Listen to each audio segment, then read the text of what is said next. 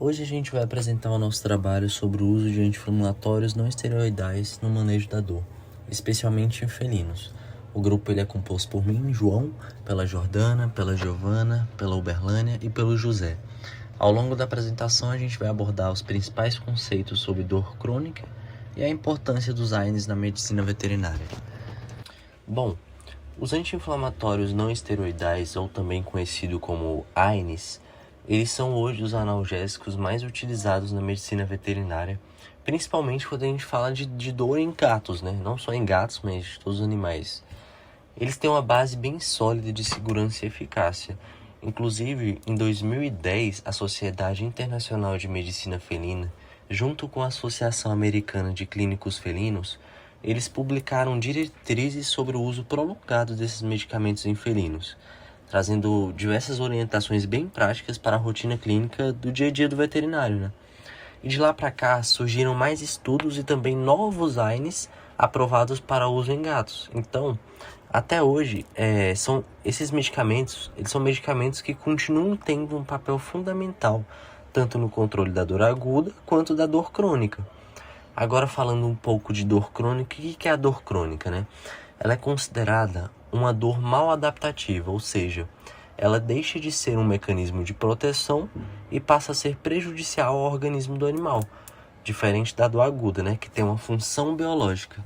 A dor crônica, ela persiste além do tempo esperado de um processo inicial, ou seja, ela não está relacionada com a cura e nem tem um ponto final bem definido.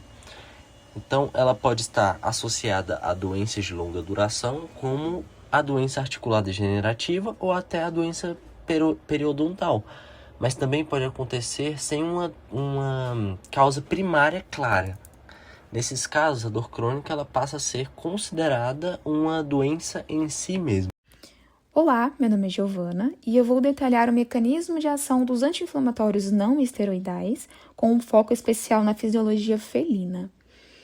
Mas para entender como que esses fármacos funcionam, precisamos primeiro entender como que funciona a cascata do ácido araquidônico. Então, quando ocorre uma lesão celular ou um estímulo inflamatório, esse ácido araquidônico ele é liberado nas membranas das células. E é aqui que entram as enzimas ciclooxigenase, que nós conhecemos como COX-1 ou COX-2. Mas de forma simplificada, os anti-inflamatórios não esteroidais, eles atuam bloqueando essas enzimas. E ao bloquear a COX, o medicamento impede a produção de prostaglandinas, que são exatamente os mediadores químicos responsáveis pela dor e pela inflamação. Mas é importante, precisamos entender como que funciona a diferenciação entre COX-1 e COX-2. No caso da COX-1, ela é considerada uma enzima constitutiva. O que quer dizer? Ela sempre está presente e é responsável por funções de manutenção do corpo, como a proteção da mucosa gástrica e a manutenção do fluxo sanguíneo e dos rins. Já a COX-2, ela é induzível. O que quer dizer isso? Ela surge principalmente durante esses processos inflamatórios. Então, é exatamente o efeito terapêutico que buscamos, né? A redução da dor e da inflamação. E vem da inibição da COX-2. O resultado terapêutico que precisamos obter é exatamente a inibição da COX-2. Mas existe o lado adverso disso. Então, quando inibimos a COX-2, ela também pode vir com a irritação gástrica ou a redução da perfusão renal. Então, isso ocorre quando há uma inibição excessiva da COX-1. E como eu falei anteriormente, ela é responsável pela manutenção do corpo, né? A proteção da mucosa gástrica e a manutenção do fluxo sanguíneo nos rins. Também precisamos diferenciar anti-inflamatórios não esteroidais de outros fármacos, de diferentes classes, como, por exemplo, anti-inflamatórios não esteroidais e os corticosteroides.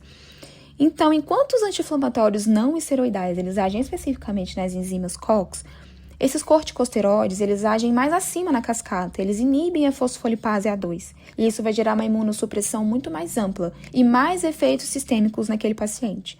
Então, é importante a gente lembrar que nunca devemos usar anti-inflamatórios não esteroidais e corticóides juntos. Mas trazendo foco para o meloxicam e para o robenacoxib, que são dois anti-inflamatórios muito utilizados na clínica de pequenos, eles possuem uma eficácia mais a longo prazo, é mais seguro, porque o meloxicam ele é preferencialmente seletivo para COX-2. Ele vai possuir uma vida longa muito maior. Então, vai permitir doses mais baixas e mais seguras. Já o robenacoxib, ele é altamente seletivo para COX-2 e tem algumas características de sair rapidamente do sangue e se concentrar no local da inflamação.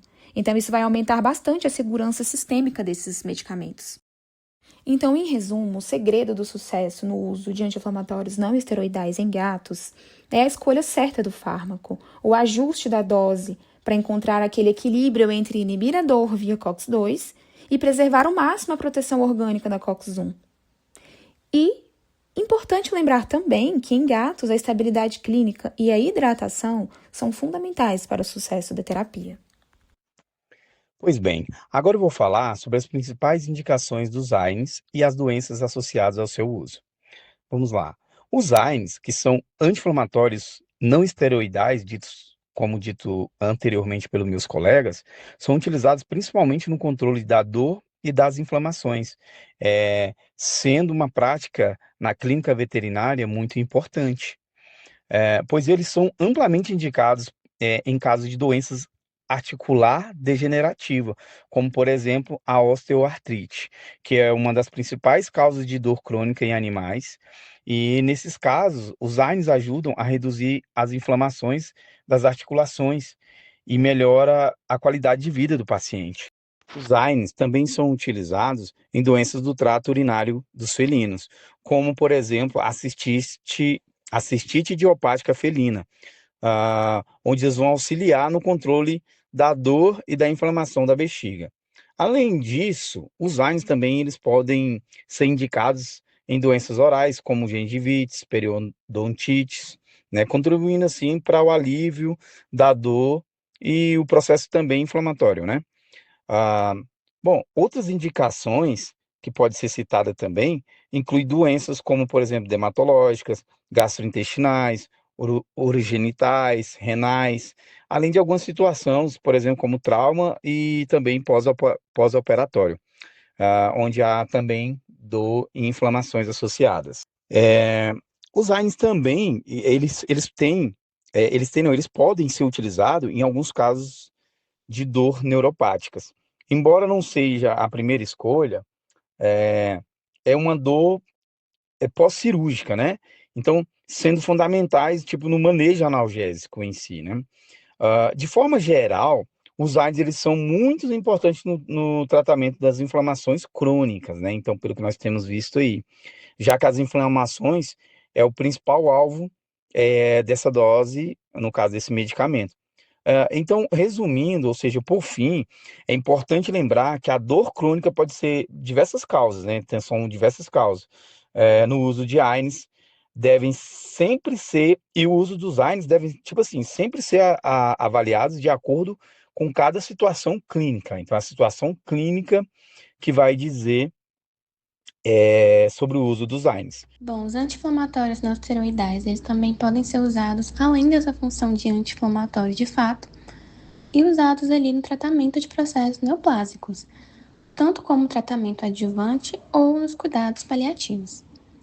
Alguns exemplos de neoplasias que podem ser usados anti-inflamatórios não esteroidais em felinos são carcinoma de células de transição da vesícula urinária, carcinoma mamário e carcinoma de células escamosas. Essas três neoplasias, elas expressam a enzima COX-2, que é uma enzima que auxilia no crescimento e no desenvolvimento dessa neoplasia, piorando o estado do animal. Os anti-inflamatórios não esteroidais vão justamente inibir essa enzima, então vai reduzir e retardar o desenvolvimento desses processos neoplásicos. Então, sem a enzima que os anti-inflamatórios não esteroidais vão cortar, o processo vai diminuir a formação dos vasos ao redor dessa neoplasia, a angiogênese, então vai ter menos irrigação e, consequentemente, menos desenvolvimento desses tumores, das neoplasias, vai aumentar a apoptose, então vai ter a morte maior dessas células cancerígenas e vai reduzir a inflamação ao redor. E aí, tiveram 3 estudos envolvendo o uso de anti-inflamatórios não esteroidais nas neoplasias de gatos. O primeiro estudo foi usado piroxicam via oral em 73 gatos e não houve alterações no bioquímico e nem no hemograma. E aí foram administradas doses de 0,13 a 0,41 miligrama por quilo por 24 horas de 1 a 38 meses. Teve aumento de vômito e de efeitos adversos. Mas apesar desses efeitos, se mostrou seguro. E o estudo 2 foi com meloxicam em 11 gatos mais velhos, que tinham carcinoma de células de transição da vesícula urinária. A dose inicial foi uma dose maior de 0,09 mg por quilo a cada 24 horas, por 3 a 7 dias, e depois uma dose menor, ajustada, de 0,04 mg por quilo, também a cada 24 horas. Aí apresentou melhora clínica, então no geral o animal melhorou por inteiro, sim, nos sinais clínicos que ele apresentava, teve queda da hematúria e da disúria, então se mostrou também um bom uso. E teve também o estudo 3, que foi uma dose oral baixa de meloxicam associado ao toceranib, que foi bem tolerado em 21 gatos com câncer que não envolviam o fígado. Não houve efeitos adversos considerativos, então se mostrou uma combinação segura e eficaz. Avaliação da dor crônica em gatos. A dor crônica é avaliada principalmente por alterações comportamentais, porque os sinais clínicos mesmo os gatos tendem a esconder. Diferente da dor aguda, a avaliação da dor crônica se baseia mais na observação de mudanças no comportamento ao longo do tempo. Então, redução de atividade, um gato que era muito ativo fica mais prostrado. Dificuldade de locomoção, dificuldade para andar, para pular. Alterações nas interações sociais. Mudança de humor, o gato fica mais agressivo, mais apático. Ou temperamento. E para avaliar essa dor crônica, temos ferramentas para fazer essa avaliação. Então, o exame físico, ele ajuda no diagnóstico. Ele não é exatamente específico para dor, mas ele ajuda. Observação clínica, então realmente observar esse animal e o comportamento dele, ver o que mudou ou não.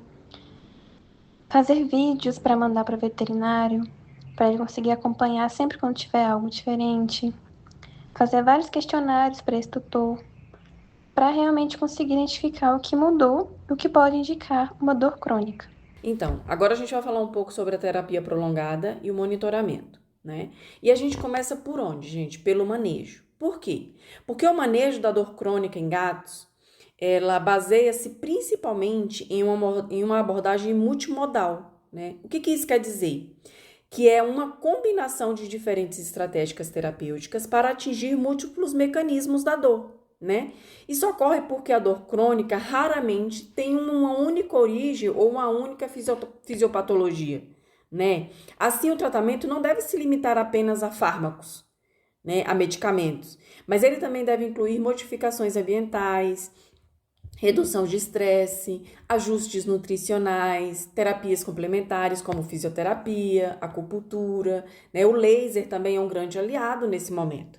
Por quê? O uso prolongado, né, dos anti-inflamatórios não esteroidais, ele é frequentemente necessário em doenças crônicas. Por quê? Porque ele tem o objetivo de manter o controle contínuo da dor e melhorar, assim, a vida do animal, né? O uso deve seguir princípios fundamentais, como iniciando com uma dose eficaz, posteriormente ajusta, né, para uma menor dose capaz de manter o efeito analgésico, sempre considerando a resposta individual de cada paciente, tá? O tratamento ele pode se estender por meses, por ano, desde que seja realizado de forma segura e com monitoramento. Por quê?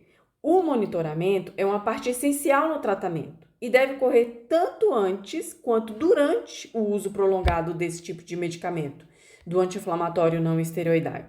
Então, inicialmente é necessário realizar uma avaliação clínica completa, incluindo exame físico, análise do estado de hidratação, condição corporal, a pressão arterial, além de exames laboratoriais como hemograma, bioquímicos, né? Urinálise, e com um foco especial na função renal e na função hepática. Daí, durante o tratamento, essas avaliações devem ser repetidas periodicamente, sendo recomendado um intervalo mínimo de reavaliação a cada 6 meses. Além desse monitoramento clínico, a gente também precisa fazer uma avaliação da dor. E esse é um dos pontos mais importantes destacado pelo artigo. Então, para a gente tornar essa avaliação mais objetiva, né, o uso de ferramentas padronizadas e especializadas é importante, né? Essas ferramentas, elas podem trazer questionários que a gente aplica aos cuidadores, aos tutores, né? E esses instrumentos, eles trazem uma escala de qualidade de vida relacionada à saúde, né? Eles também permitem transformar observações subjetivas em dados mensuráveis, facilitando o acompanhamento da evolução clínica ao longo do tratamento. Além disso, a gente também pode usar outros métodos de avaliação. Esses métodos, eles podem ser, por exemplo, uma gravação feita pelo tutor, né, um monitoramento de atividade, uma avaliação clínica estruturada pelo veterinário. Um dos conceitos importantes também é abordar o uso de terapia analgésica experimental, né? E ela se consiste na administração de um analgésico em caso há suspeitas de dor, porém não há uma confirmação clara. A melhora clínica após o uso do analgésico, ela sugere fortemente a presença de dor, né? Essa melhora, ela pode se manifestar por aumento de atividade, por exemplo, por maior interação, pela melhora no apetite, pelo retorno de comportamentos normais. No entanto, a ausência da resposta não exclui a presença da dor. Ela pode indicar a necessidade de ajustes terapêuticos ou o envolvimento de outro mecanismo, como uma dor neuropática, por exemplo. A avaliação da resposta ao tratamento, gente, ela deve ser contínua e também deve ser baseada em critérios objetivos, né? E isso inclui a comparação dos scores obtidos nos questionários ao longo do tempo, a análise de mudanças comportamentais, revisão de vídeos e relatos dos tutores, né? Isso tudo está incluso na avaliação. A melhora clínica é geralmente evidenciada pelo aumento da mobilidade, né? A maior disposição, a retomada de atividades como subir e descer em móveis, o uso de escada, a melhora no estado geral do animal. Tudo isso está dentro da avaliação, né? No entanto, o artigo, inclusive, ele alerta para o risco do efeito placebo, né? A parte do cuidador, reforçando a importância do uso de ferramentas padronizadas e métodos consistentes para que a gente chegue ao final da avaliação com uma resposta. Então, de uma forma integrada, o manejo da dor crônica, ela segue um fluxo contínuo, né? Ela se inicia com a suspeita clínica e com a avaliação inicial, né? Seguida da implementação de uma terapia multimodal. E aí, em seguida, é realizado monitoramento regular, né? Tanto clínico quanto comportamental, com o uso de alguns instrumentos validados, né? E com base nesses dados, o tratamento é ajustado conforme a necessidade de cada paciente, mantendo um ciclo constante de reavaliação. E dessa forma, o sucesso terapêutico ele não dependerá apenas da escolha do fármaco, mas também da combinação da estratégia e do acompanhamento sistêmico, né, ao longo do tratamento de cada animal.